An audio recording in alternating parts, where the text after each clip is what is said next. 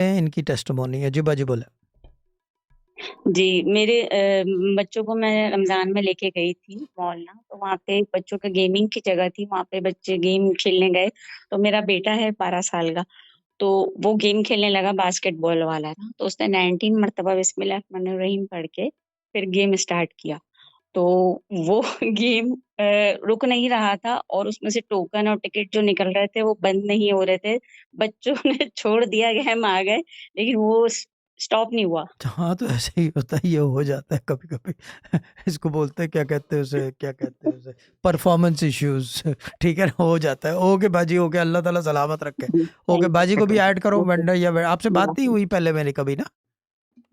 नहीं, मेरी बहुत पहले आपसे हुई थी बाजी बात, से अभी कंसल्टेशन पे है ना, हाँ बाजी तो कंसल्टेशन पे थी, अभी तो बात हो गई है इनसे, अभी डन। इनको अभी कनेक्ट कराने की जी जरूरत नहीं है, क्योंकि अभी सब कुछ स्मूथ है इनका। वो ड्रामा से भी बात हो गई जी थी जी कल, जी मुझे याद आ गया इनका। ठीक है जी। बाजी, डन। गॉड कल ही ब्लेस तो यू, हुई एंजॉय थी। योर सेल्फ बाजी।